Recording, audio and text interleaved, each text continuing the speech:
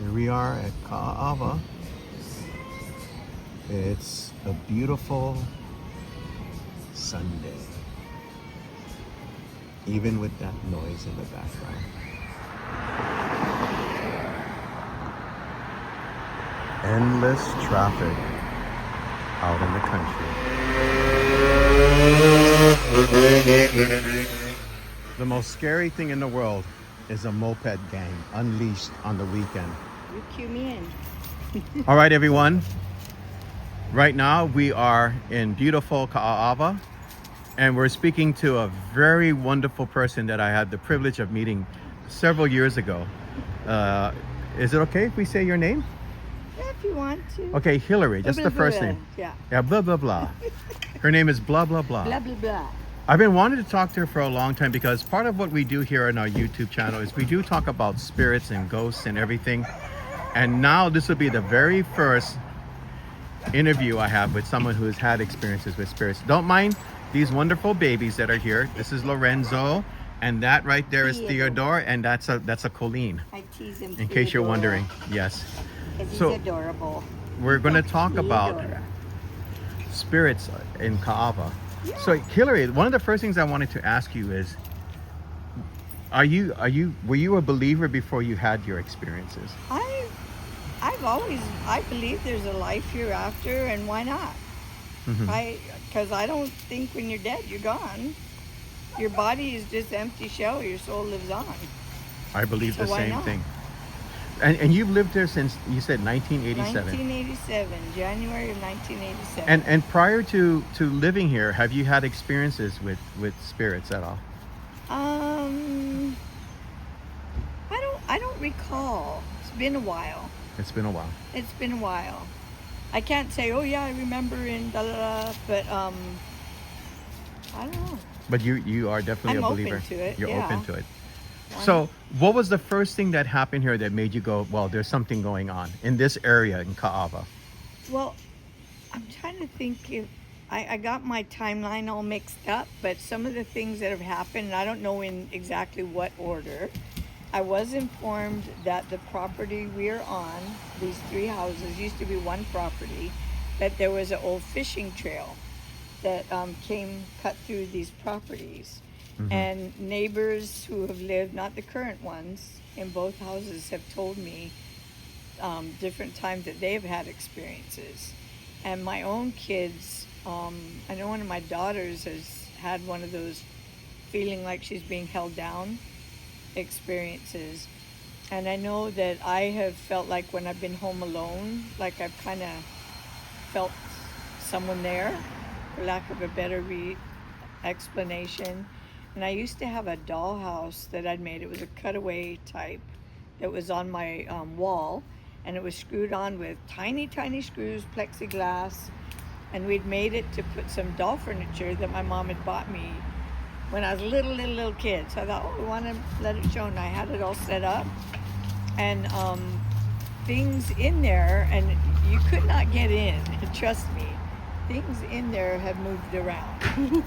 And not all the same way. I haven't seen it, but I've looked, I was like, didn't that towel used to be up on the thing? You know, we had little towels in there and chairs that would turn one way and other things another way.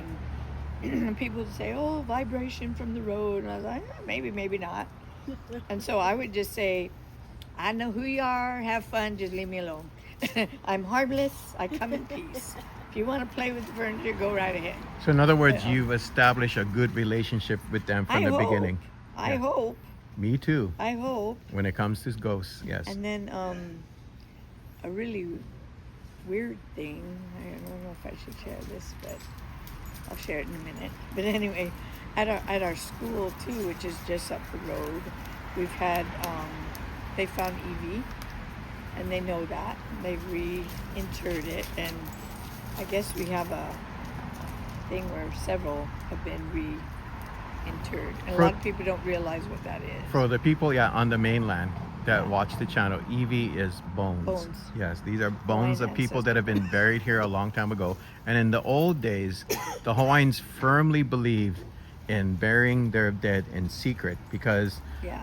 there was a certain type of kahuna or magic users, they would dig up the bodies, take out their bones, and use it for black magic for on us. So that's why there's so many bones that are buried everywhere. Yeah. Well, and our neighbor, when they were building that extension, the front part of their house, when they dug, they found Evie. And they found a jawbone, beautiful teeth, not a cavity. They found like a shell button that they figure was post Christianity, whatever. Of course, they had to have people come over and make sure it wasn't fresh. Yeah. You know what I mean? Yeah, they always have to do that. Yeah. So there's, and I always wondered, I wonder what lies beneath here. Because Yeah. we're close to the school, about the same off, and they've had bones there, and they've had bones there. And I know one of the neighbors at the school, they had like a cemetery there.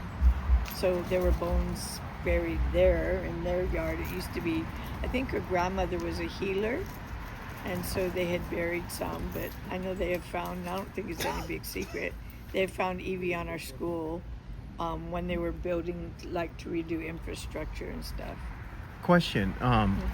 The majority of your experiences with the spirits, have they been overall like good, or have they been mixed?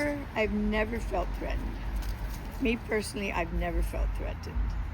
And I even, like in my classroom, I have, I teach kindergarten, and there's a calculator, a battery operated one, you push the on and ding, it comes on and stuff. I've had it sitting on the shelf. I've gathered the kids, like minutes after. It couldn't be, someone had touched it. They hadn't. And all of a sudden it went on. Oh, wow. Yeah. And it was off. Yeah, it had been off. And I've just always felt like it's our place in the day. They protect the kids in the day, but I kind of get a little more uneasy going there at night. Kind of like, you're okay here in the day, but at night, leave us alone. Can you kinda describe the feeling that you get when you go there at night? I just feel uneasy. Nothing's ever happened to me, but I have talked to other people on campus who've had experiences. Several could tell you, yeah, there's someone in there, And so they weren't surprised when I told them. And we sometimes swap stories about, yeah, when I was over here, this happened. Was there any spooky stuff that people shared with you? And you don't have to tell me what the stories are. I know some have felt uneasy. I never have. I don't know. Because I've always been kind of like, I respect, and I've always felt like they're here guarding the kids during the day, but you can use it in the day. Just leave us alone at night. I don't like going over there when it's dark. I don't know why. I don't know if it's my childhood, not liking the dark. I don't know. Could be. I know that when we first got here, you were saying something about a trail or something? Yeah, fishing trail. A fishing trail. Where is that at? I don't know the exact path, but supposedly it crossed through these property. I don't know exactly. I know there's a right of way to But the it would beach. go all the way to the ocean, right? I would assume so. Yeah. I don't know if it cuts across and goes over there. I don't know if it cut across and go to the right of way there. I don't know exactly where, other than there was an old fishing trail. Speaking of trails, it is said that down the road from here at Kualoa, that there's a lot of burial caves up I'm in sure of in it. the I don't mountains doubt. where they filmed Jurassic Park and everything too.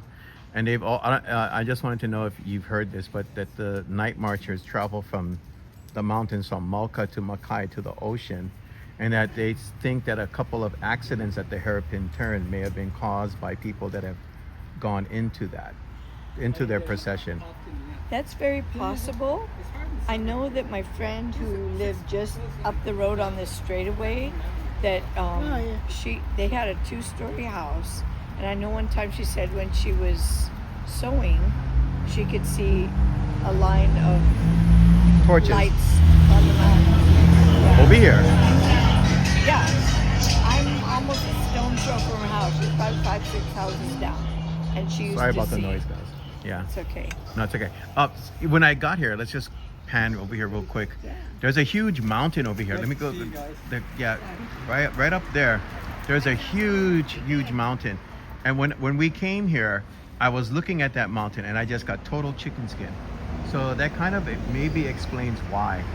And we've had, I mean, I walk in the morning and we've seen hikers up there and lights and whatever, but yeah, she said she's seen. I've never seen the night watchers.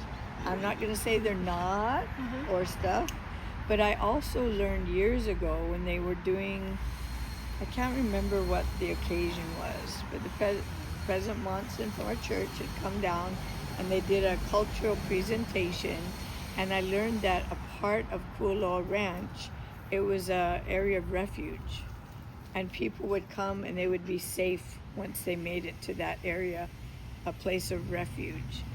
And so, and I just got chicken skin. And if you've gone there on some of their trails, they have explained that they've had situations where all of a sudden their vehicle would stop or get a flat tire or something in this certain area, and they found out later that there was EV or something there too. So it's, you know, they kind of let us know. And I do know my car, there's a little area in there, it loves to run. No matter what I'm doing, it like, hurry up, let's get out of here, or yay, let's get there. Even your car tells you to get out of there. Well, my car, it likes to go That's fast. impressive. There's one little area, and it's not like there's a great big hill that's noticeable. But my car always like has either, I don't know if it's having fun or running away from something, but it does like to speed up in that area. I know too that I heard stories about this area and the ranch and everything, and even there's a story connected to the ruins of the sugar mill that's right down there. Oh, yeah. There's stories about that too. Yeah, Yeah. that the owner's son or something got killed. Yes, that's what everyone has heard. And then Kualoa Beach Park used to be a burial ground before. Anyway, we were at our PTO meeting, and our PTO president was asking about the stone structure in front of our school. She didn't realize what it was, but there are like, I think there are 20 sets of EV in there, and some of them are stuff that have been washed up in this area. They found a skull here, bones there, whatever. And so she's very protective of that and does not like people sitting on it, putting anything on it, removing any rocks, doing anything. But we got permission, and the kids at this school were able to help build it and add rocks to it when we were making it. And I feel that that's kind of our guardian to our school, Oh, you know? yeah. I feel like it Watching over guards our everyone. school, yeah. Wow. Yeah. That's cool. interesting. It really Yeah. is. I didn't realize that many were there. I knew there were some, you know, because we were there when they were sifting, when they found some, because they were going to dig like a French drain thing, and they were like, oops, we found something here. So, You know, out here too, because it's so close to you're directly with nature and everything, living with nature. Have you seen owls or anything out here too? I have seen by Kahana. Kahana. Oh, and Yeah. that's where I like to go a Right lot. before going this way before the fish pond. Yeah. And that's when my husband and I got married, at the fish pond outside. You're talking Very about pretty. Going this way? yeah, going up, but there's also Trout Farm Road and everything out Yeah, that way. it's this side of Trout Farm Road. Okay. And The there's pond a- over there. Yeah. Yes. There's a fish pond, and they've been trying to restore that.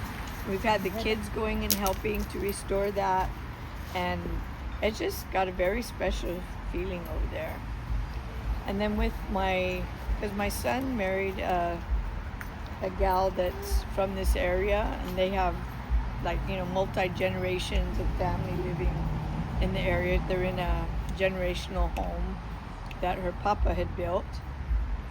And she invited me to go to this class called Papahana Kuaola.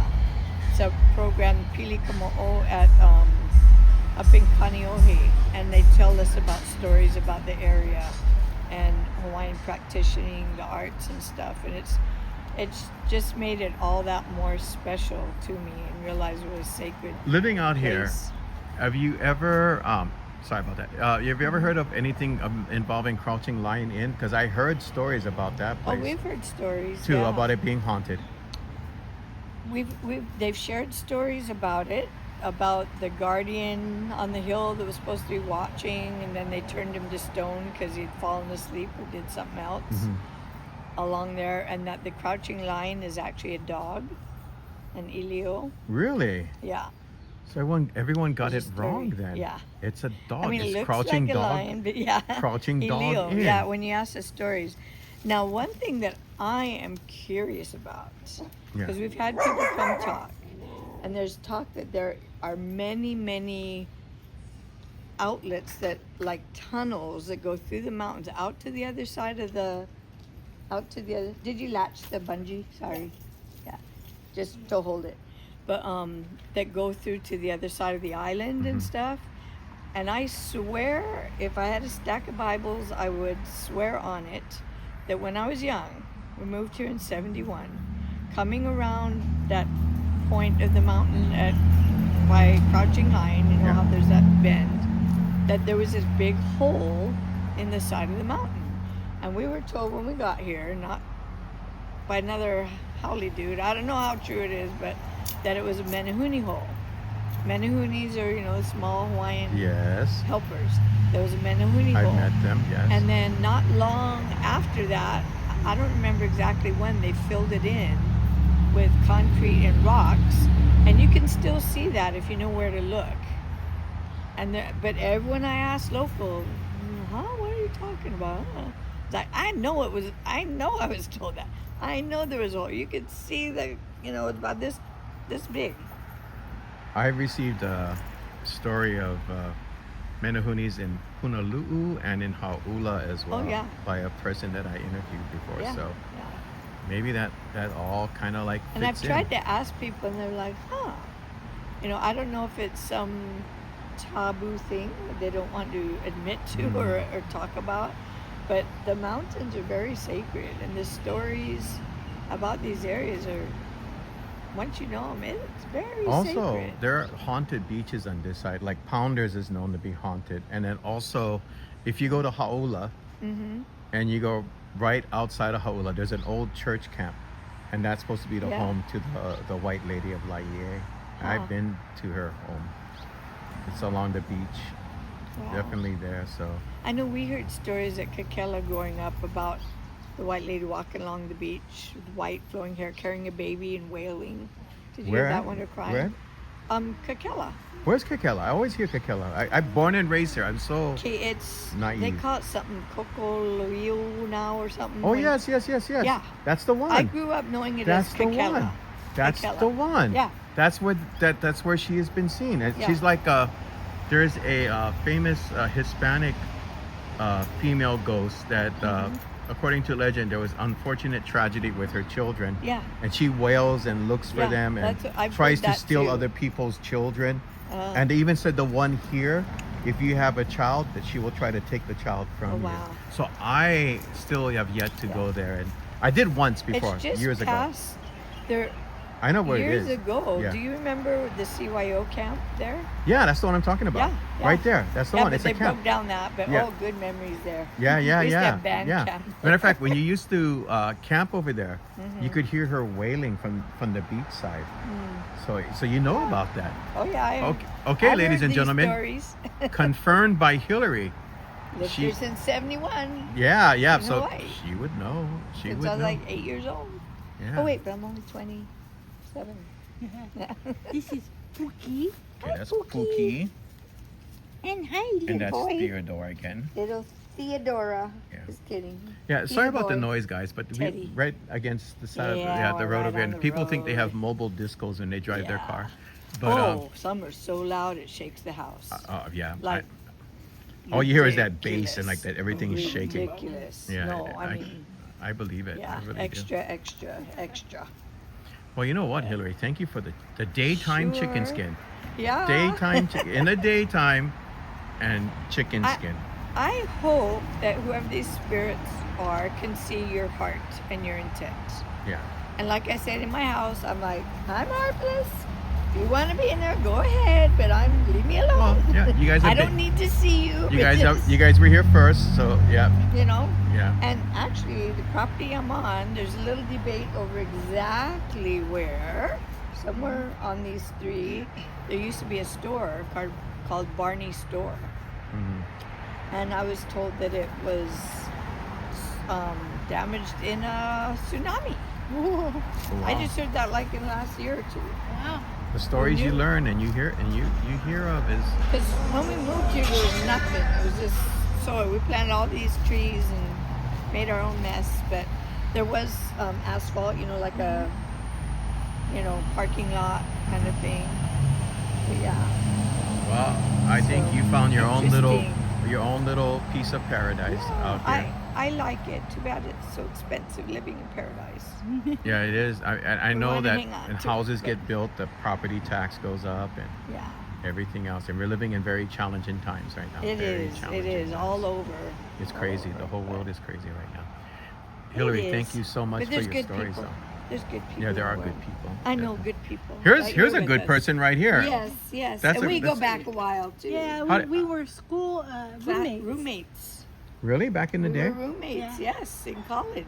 Oh wow, that's Yeah. that's And a, she was the driver, and she would drive cross country We like drove 24 from hours in a row. Utah down to Utah to California. California. One never stopped. Yeah, that's with incredible. dogs in the Yes, car. I had one dog across my shoulders and a bird. Yeah. Remember the bird cage Yeah. in the back? Yeah, we had good times. Mahalo again for the stories. And Sure. people, there'll be more of this, but I have to tell you right now, when you get chicken skin in the daytime, that's a very special thing. I'd like to thank Hillary for that, and of course, Colleen for the So- introduction. And I also like to thank you for having these little dogs that kind of give a sense of ambiance and fun here. But with that said, everyone, all things Hawaii, and we'll be back.